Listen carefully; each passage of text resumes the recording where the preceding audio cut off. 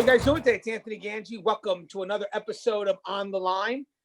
Today I want to talk about our mental health, our well-being in corrections. I think this is a topic that we need to revisit, especially around the holidays or right after the holidays. And I thought me and Connie could just have a good discussion in regards to how we can recognize the signs, but also what's expected from our working environment, which is something that we never covered in the past. Hey, Connie, you mind introducing yourself to our audience again, please? Sure. Hi, Connie Alleneye here. I am the founder and president of the Civilian Corrections Academy. I'm also the podcast host of The Fly Behind the Wall, and I am the author of The Cage Was Her Cocoon. Thank you for having me as usual. Always a pleasure. By the way, guys, my book's also out, so I'm on the same page with Connie. We're both authors. If you get a chance, check on Amazon. It's called Inmate Manipulation Decoded. Thank you, Connie, for the title there. I appreciate it. And again, it's available on Amazon for $19.99. If you guys want a signed copy, email me directly, and I'll tell you how we can go about doing that. And that's gangianthony@yahoo.com, gangianthony@yahoo.com.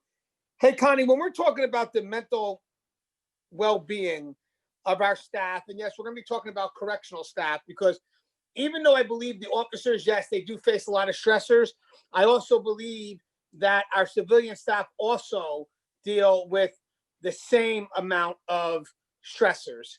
But again, a lot of their dependence, though, is on our custody staff. So we do tend to focus a lot on our custody, as rightfully so, but I don't want us to overlook the civilians who are also in that same working environment. Now, do you think that this is a topic that is taken as seriously as it should?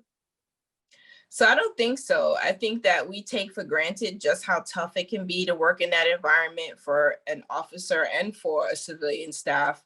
I think that sometimes we gloss over how taxing it could be mentally, emotionally, physically, on anyone going in there. And then depending on your level of engagement or involvement with the population, that's like an added layer of stress just in general. So I think sometimes we kind of take for granted that, people are brave and people are going to go in and they're just going to do what they have to do.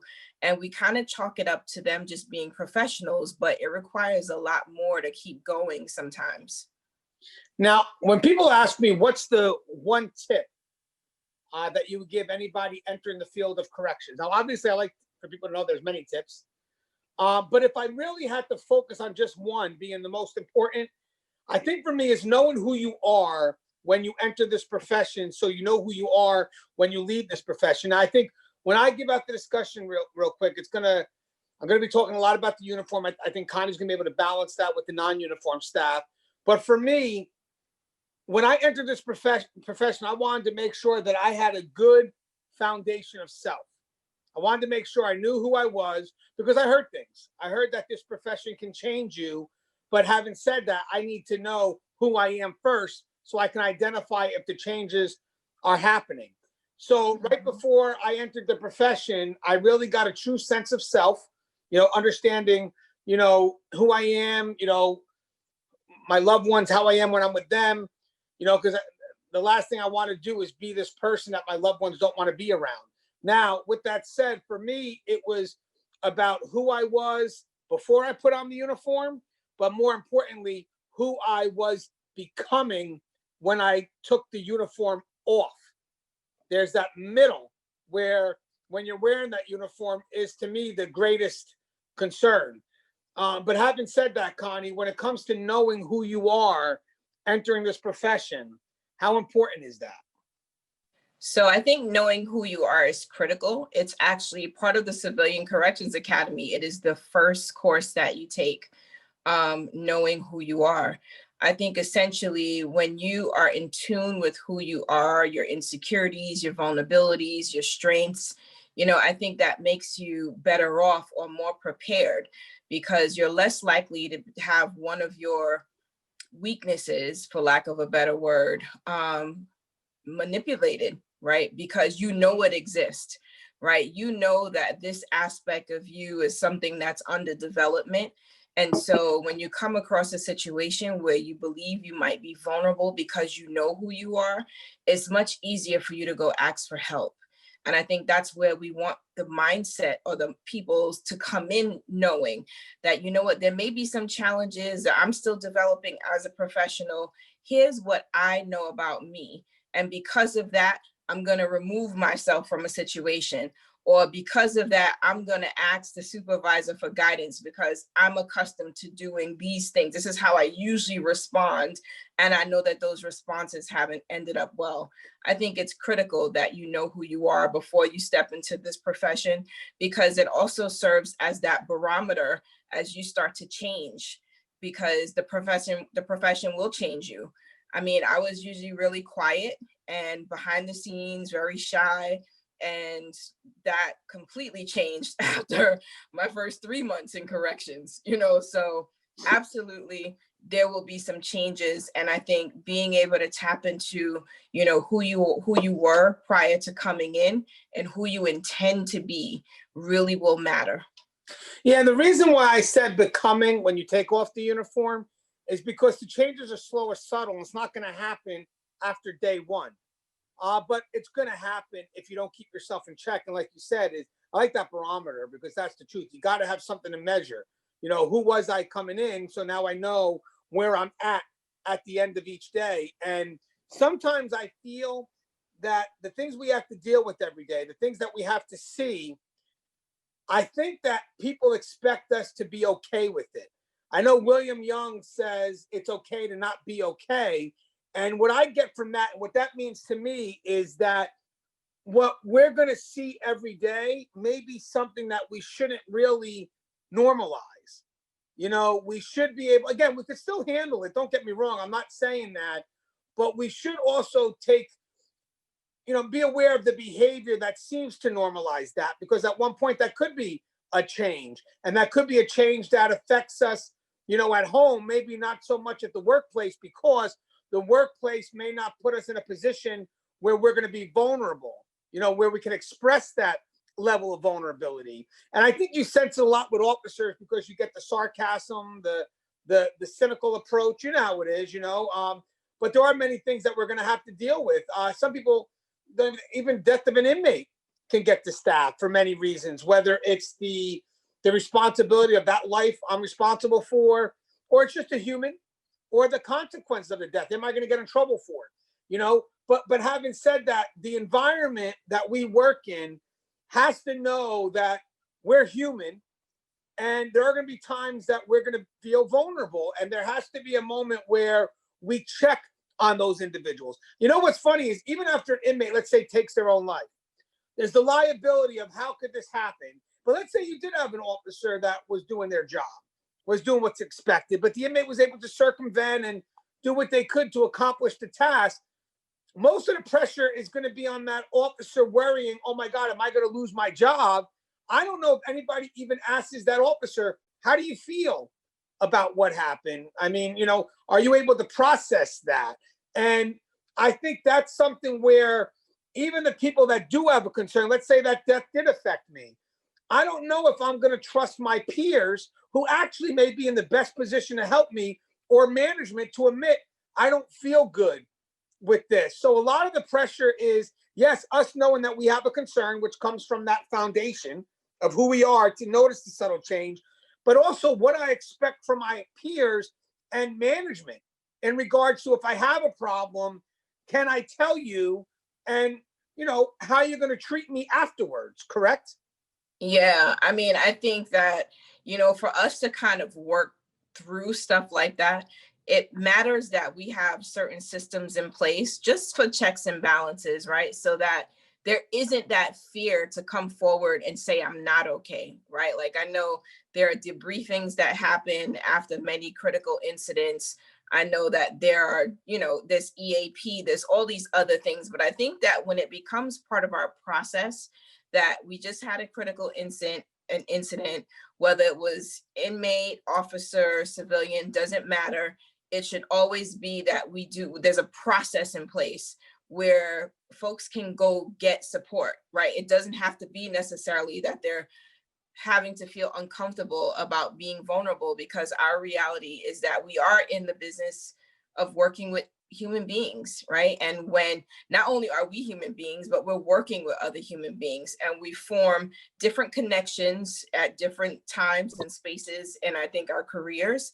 And you never know when something happens to someone, to an inmate, how that does impact, the officer, the staff. I mean, I've had staff that have worked with particular inmates from the time they first were incarcerated up until their adulthood, right? And then something happens, something bad happens. They were completely devastated. I knew this person ever since he was 16, like when you do have those people who are cycling in and out of our system. So, certainly I think normalizing our ability to come forward and say, this doesn't feel good to me. You know, I'm feeling uncomfortable with what happened, or, I feel sad. Like that is just like a human emotion. I feel sad, right? Like, how could you not be able to express that? And so then I'm more concerned with the frustration that builds because you're holding all those emotions inside. And then when it finally, the pressure gets to that point, what does that then look like, right? It's usually very unhealthy, whether it's, the way you engage with the population, whether it's the way you engage with your peers, whether it's the way you treat your family, like that pressure starts to get released, and it looks different in different environments. Yeah, I like what you're saying, because the environment has to allow you to admit there's the concern. And I know a lot of people will say, well, home at home, work at work. And I used to think like, yeah, maybe work at work, but I think that's a little extreme too, because I think that there's a piece of you that relates to what's happening that you may have to go home with and try to share that with your loved ones, because they know who you are. They know exactly who you are before you put on that uniform, especially when you take it off as well. And you want them to be involved, because God forbid you're changing and you don't realize you're changing. You don't want to cut them out of that part of your world, because then they can't help you because they don't know who you are anymore. You shifted so far.